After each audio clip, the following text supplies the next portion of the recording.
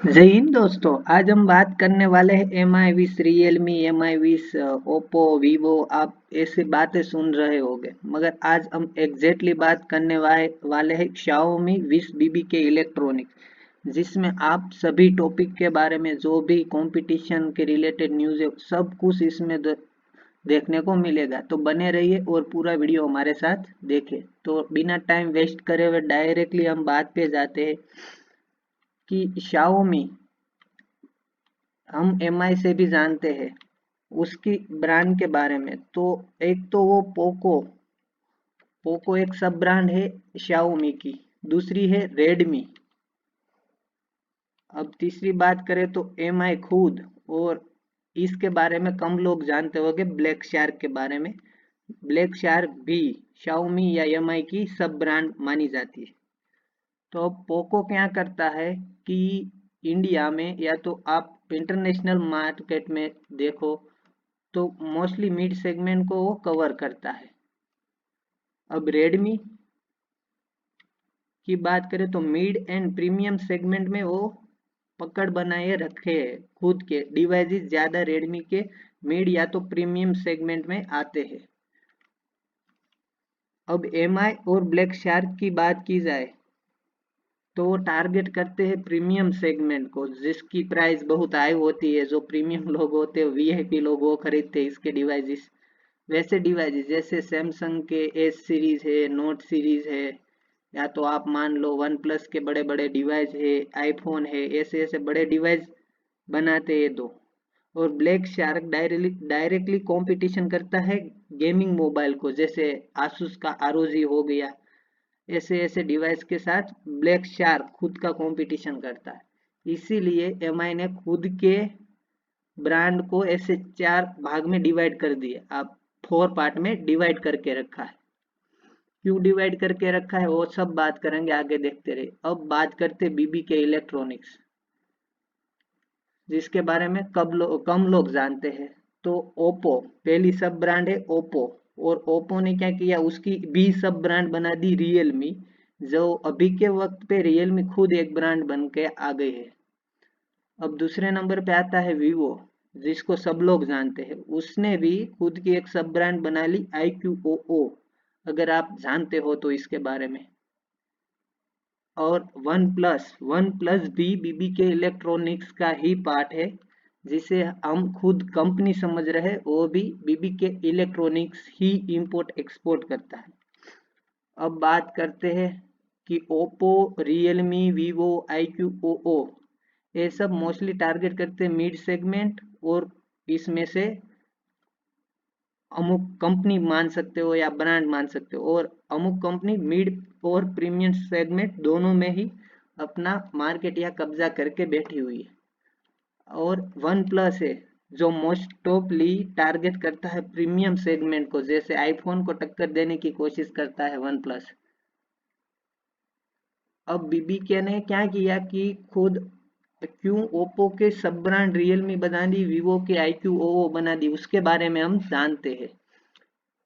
तो पहले देख लेते हैं मार्केटिंग स्ट्रेटजी की Xiaomi की वो क्या। उसने इंडिया में आने से पहले ऐसा कुछ मार्केटिंग स्ट्रेटजी अपनाई कि जिससे वो नंबर 1 इंडिया में ब्रांड बन गई। क्यों? क्योंकि उसने फ्लैश सेल नाम से ही शुरुआत की। ऑफलाइन मार्केटिंग की ही नहीं, सब ऑनलाइन की। अब ऑफलाइन मार्केटिंग नहीं करेंगे तो एडवर्टाइजमेंट के खर्चा वहां से ही उसका निकल गया। मीन्स उसके वो कोई भी डिवाइस इंडिया में लॉन्च करेंगे तो उनकी प्राइस कम होगी, और कम प्राइस होने से लोग ज्यादा खरीदेंगे। तो उसने ऐसे आप देख सकते हो फ्लैश सेल 6A का है। अब इधर दूसरी इमेज में आप देख सकते हो कि MI10i 5G 400 करोड़ के सोल्ड कर दिए 3 वीक में। ऐसे फ्लैश सेल निकालता है। अब दूसरी बात करते हैं कि रेडमी 4 के 2.5 लाख फोन सोल्ड कर दिए 8 मिनट में। ऐसे ऐसे वो स्ट्रेटजी अपनाई। अब हमको कैसे पता कि उसने 2.5 लाख ही डिवाइस सोल्ड किए? एग्जैक्टली तो नहीं है ना। तो ऐसी स्ट्रेटजी अपनाई कि कोई भी इंसान के माइंड में स्पार्क होता कि ये डिवाइस कैसा होगा कि जो 8 मिनट में 2.5 लाख सोल्ड हो गया। तो किसी भी तरह लोगों को आकर्षित करता है अपनी तरफ कि ये मोबाइल खरीदे। ऐसे ऐसे स्ट्रेटजी अपनाई ऑनलाइन मार्केटिंग से कि 5 सेकंड में 10 लाख सोल्ड हो गए, 3 लाख सोल्ड हो गए, अलग अलग डिवाइस कैटेगरी, एक वीक में इतने करोड़ के बिक गए। ऐसी स्ट्रेटजी अपना के इंडिया में दबदबा बनाने की पूरी कोशिश की और वो सफल भी हुए और अब वो इंडिया का नंबर 1 ब्रांड बन चुका है।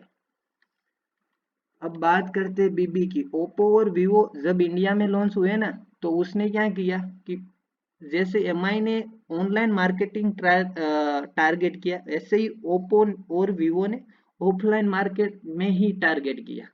जो ऑनलाइन मार्केटिंग में ज्यादा ध्यान नहीं देते थे। जैसे आप इमेज दूसरे में देख सकते हो, मैं वो अंकल की बात नहीं कर रहा, अंकल तो सिर्फ बैठे हैं ओप्पो स्टोर के नीचे, तो उस पे जो होर्डिंग लगा उसके बारे में बात कर रहे हैं।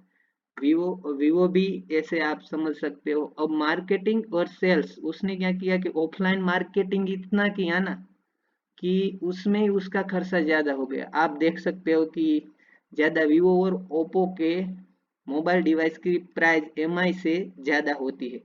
उसका मेन रीजन है एडवर्टाइजमेंट। ऑफलाइन मार्केटिंग में वो कर चुके थे, ऐसा पैसा रोक चुके थे, अब वो निकाल तो नहीं सकते वापस। और क्या करते, वो स्पोर्ट को ज्यादा ध्यान देते। वीवो आईपीएल 2020 उसने स्पॉन्सर किया था। 2021 में कुछ कोरोना की वजह से उसको टाइटल स्पॉन्सरशिप नहीं मिली। ओप्पो क्या करता है, आईसीसी को स्पॉन्सर करता है। तो इसमें क्या होता है कि ज्यादा खर्चा हो गया, अब प्राइस भी कुछ भी खुद के डिवाइस की प्राइस तो बढ़ानी पड़ेगी जैसे मार्केटिंग बढ़ता है। और आप समझ सकते हो कि ऑनलाइन मार्केटिंग से ज्यादा ऑफलाइन मार्केटिंग में खर्चा ज्यादा होता है। तो बीबीके ने सोचा कि इससे तो हमारा खर्चा ज्यादा हो गया, सेलिंग उतना होता नहीं है, तो अब क्या करें। तो ओप्पो ने खुद की एक सब ब्रांड बना दी रियलमी, और वीवो ने खुद की सब ब्रांड बना दी IQOO। जो रियलमी है ना, वो ऑनलाइन जैसे रियलमी नाम ही आप देखो तो MI लास्ट में भी मी, जैसे आपको MI जैसा ही फीलिंग आएगा, Xiaomi, रियलमी ऐसा फीलिंग आएगा। इससे समझ सकते हो कि ये प्योरली MI को ही कंपटीशन देने के लिए बनाई गई एक सब ब्रांड है, मगर आज वो भी एक ब्रांड बन चुकी है MI की तरह। अब क्या होता है कि उसकी प्राइस क्यों कम होती है रियलमी, क्यों, तो फर्स्ट तो ऑफलाइन मार्केटिंग ही नहीं करता, ऑनलाइन मार्केटिंग ही करता है। और स्पॉन्सर कैसे करता है, जैसे टिकटॉकर हो गए, सोशल मीडिया स्टार हो गए, या बड़े बड़े एक्टर हो गए। और आप देख सकते हो कोई कंपटीशन गेमिंग का है, उसमें वो स्पॉन्सर करने लगे। जैसे नार्जो सीरीज मेनली कंपटीशन करते हैं गेमिंग सीरीज में। अब इसमें प्राइस कम क्यों रखी रियलमी ने कि ओप्पो की सब ब्रांड बना दी। उससे फायदा क्या हुआ कि ओप्पो कोई भी रिसर्च एंड डेवलपमेंट सेंटर में रिसर्च करता है, तो रियलमी क्या करता है, उसे उठा के खुद के डिवाइस में डाल देता। मीन्स उसको रिसर्च करने की कोई जरूरत ही नहीं पड़ी, सिर्फ डिजाइनिंग में वो रिसर्च करता है। टेक्नोलॉजी में सब ओप्पो करके देता है, मीन्स उसका वो R&D डिपार्टमेंट का पूरा खर्चा निकल गया। और दूसरा, उसको मार्केटिंग ऑफलाइन करना ही नहीं है, तो वो दूसरा खर्चा निकल गया। तो उसकी प्राइस उस हिसाब से कम होने लगी, और मीन्स वो Xiaomi को टक्कर देने लगा। और इसी समय पे आप देखो तो MI को मिड सेगमेंट में कोई टक्कर देने वाला है तो वो रियलमी है। अब वीवो ने IQOO कर दिया, मगर सब ब्रांड बना दी, पर वो उतना रियलमी की तरह काम नहीं कर सका।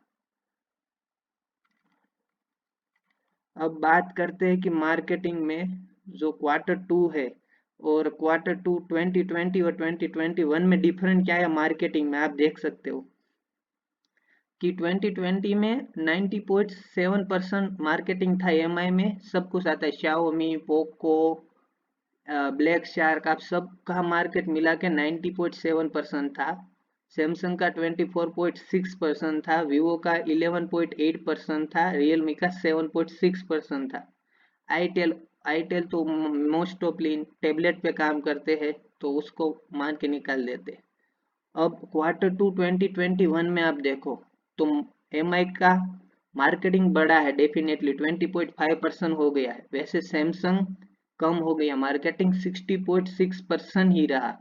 और वीवो और रियलमी में आप देखो तो वीवो का कम हुआ है सामने, रियलमी का उससे ज्यादा बड़ा है। अब वीवो और रियलमी का आप मार्केटिंग मिला दो तो होते हैं 20% पॉइंट, कितने होते हैं, 21.4 के करीब होता है, 21.4% होता है, जो डायरेक्टली 20.5% एमआई से कंपटीशन करता है। मीन्स वीवो और रियलमी दो ब्रांड को ही मिला के एमआई को पूरी तरह से ध्वस्त किया गया है। अब आप इसमें ओप्पो भी मिला सकते हो, iQOO भी मिला सकते हो, वन प्लस भी मिला सकते हो, ये सभी ब्रांड अब आप बीबीके की मिलाओगे तो मार्केटिंग कितना बड़ा हो गया।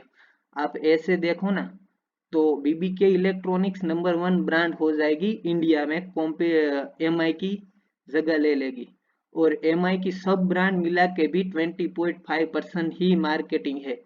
तो आप समझ सकते हो कि बीबीके ने कैसी साइकोलॉजी यूज की, जिससे वो इंडिया में भले ही ब्रांड नंबर 1 नहीं बोल सकता खुद को, मगर इनडायरेक्टली वो नंबर 1 ब्रांड है इंडिया में, और इंटरनेशनल में भी वो ब्रांड अच्छी है। उसका एग्जैक्टली मुझे नहीं पता कि वो कितने रैंक पे आता है, मगर वो खुद के डिवाइस को, सब ब्रांड को ही ब्रांड मान के लोगों के मन में ऐसे बिठा देता है कि फ्यूचर में अगर कोई एक ब्रांड वैल्यू डैमेज होती है तो वो डायरेक्टली R&D डिपार्टमेंट वो सब कुछ चीजें अपने रिसर्च वो सब कुछ दूसरी ब्रांड को दे सकता है खुद की ही, और वो जिसमें लॉस्ट होता है वो ब्रांड बंद करके जिसमें प्रॉफिट ज्यादा मिल रहा है उस ब्रांड की तरफ जा सकता है। अब मान लो फ्यूचर में वीवो में कुछ गड़बड़ हो गई तो वो डायरेक्टली कन्वर्ट हो जाएगा iQOO में, और रियलमी में कुछ प्रॉब्लम हो गई तो ओप्पो में जाएगा, ओप्पो में हुई तो रियलमी में आएगा।